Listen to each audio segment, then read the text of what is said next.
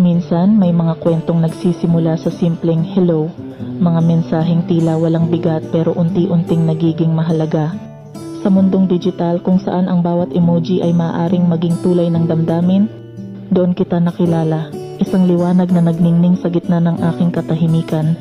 Hindi ko inasahan na ang isang hi, isang simpleng pagpapakilala, ay magiging simula ng isang koneksyon na hindi ko mapigilang damhin.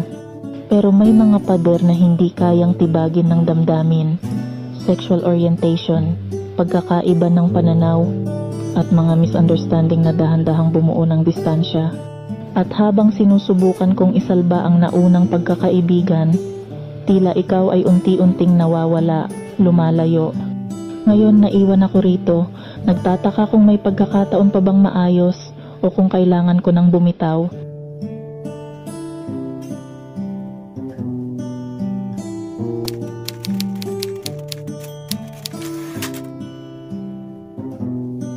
Sa simula, ikaw ang liwanag na nagniningning sa screen ng aking buhay. Simpleng paghanga, walang inaasahan, walang hinihintay, ngunit bawat salita mo'y tila musika, nagbibigay ng tunog sa katahimikan ng araw ko. Nag-usap tayo sa hangin ng social media, mga mensaheng naglalakbay sa wifi, mga oras na tila lumulutang sa pagitan ng emojis at likes. Hindi ko akalain na ang isang simpleng hello ay tutubo ng ugat sa puso ko. Nagkumpisal ako, nagpakita ng damdamin, hindi lang dahil sa talento mo, kundi sa pagkatao mong hinangaan ko. Pero, hindi pala ganun kadali. May mga bagay na hindi ko maintindihan.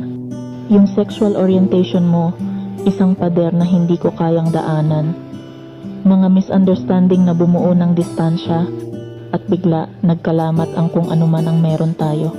Sinubukan kong mag-abot muli, sinubukan kong ayusin ang tali ng pagkakaibigan, pero parang lumalayo ka. Parang may pader na hindi ko kayang tibagin, at bawat mensaheng ipinadala ko, tila napupunta sa kawalan. Kahit paulit-ulit akong bumabalik, umaasang maibabalik ang dati, ang tayo, ang pag-uusap na walang pag-aalinlangan.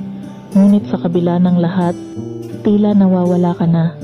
Hindi ko alam kung ito na ba talaga ang wakas o may pagkakataon pa bang maayos. Ang puso ko'y patuloy na humihingi ng sagot.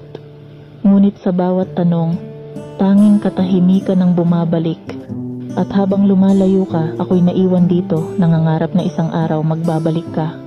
Na kahit hindi na tayo tulad ng dati, maaari tayong maging magkaibigan muli. Pero paano kung sa puso mo, matagal na akong naputol?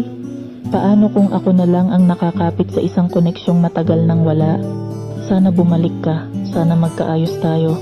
Pero kung hindi man, paano ko bibitawan ang alaala ng pagkakaibigang hindi ko pa kayang pakawalan?